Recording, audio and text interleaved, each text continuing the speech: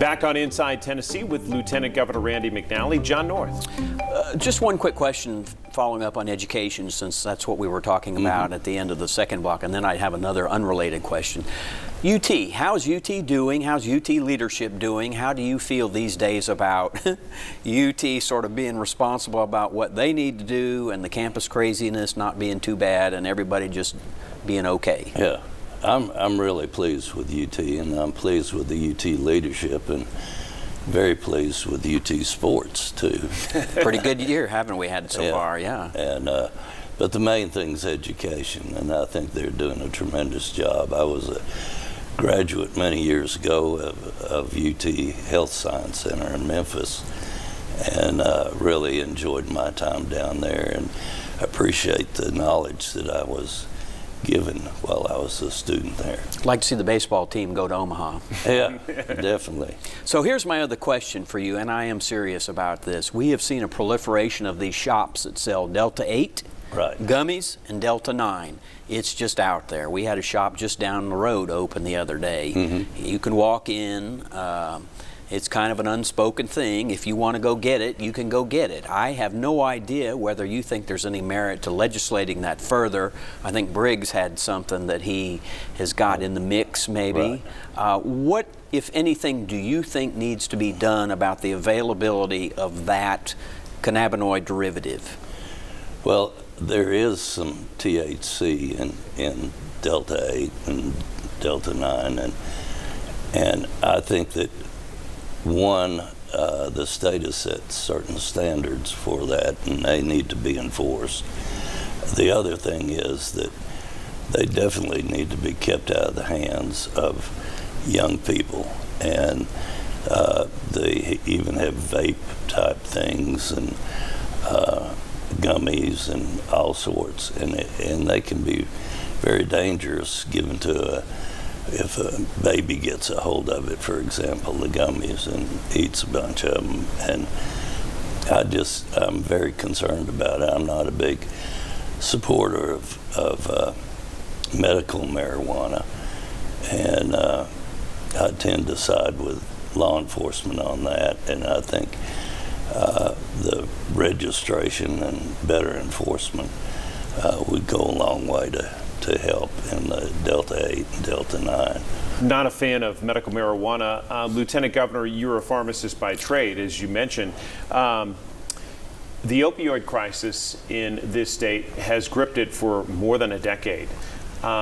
Where do you think we stand with that, and is there anything else legislatively that you think should be done to fix the opioid problem? We've done a lot with the providers of opiates, and originally that's where it kind of started.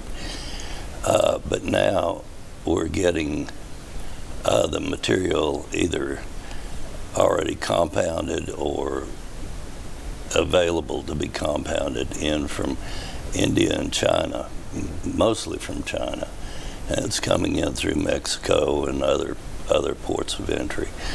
And I think we need to crack down on the how it's coming in, and it's one thing that's the hardest part to address is the demand.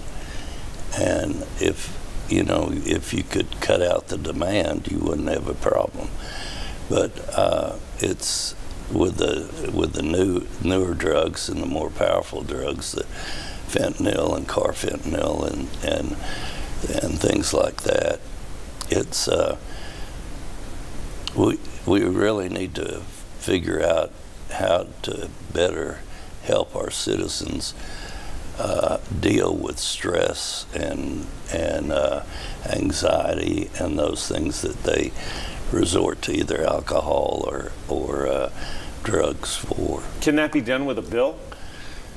No, it's more of I think working with parents and teachers and ministers and mental health professionals. It'd be hard to legislate out a demand. We learned this month that Tennessee does not want to take federal money for things like HIV. I think the money was being handed down to nonprofits for things like HIV education, that kind of a thing.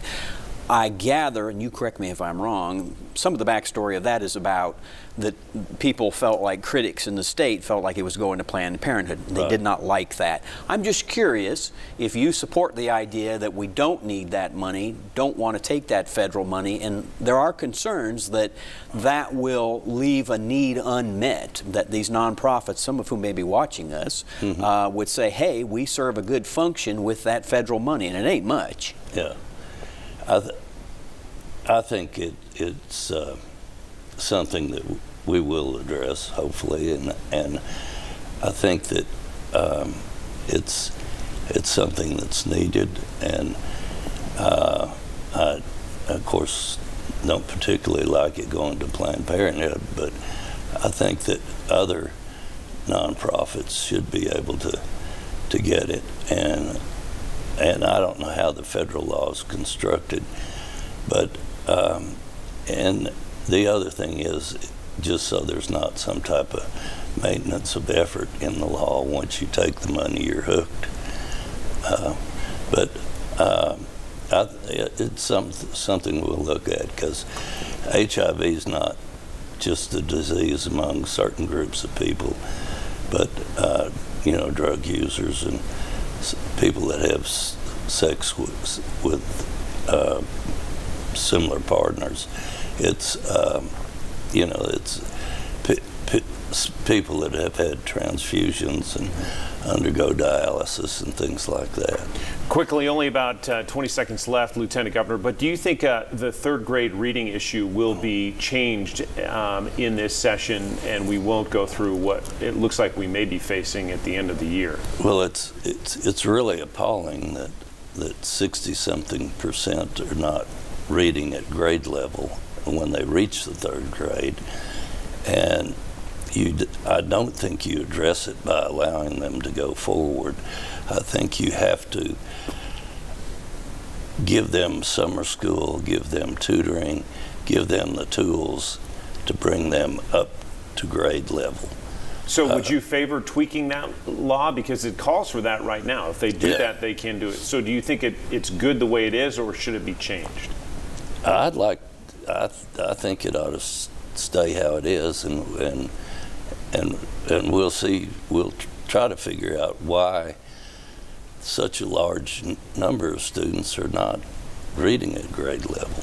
Lieutenant Governor Randy McNally, we always appreciate the conversation. Thank you for making time. Thank you. Yeah. I hope I haven't given you anything. Well, it's great to see you, sir. We'll have you back, certainly. We'll be back on Inside Tennessee right after this.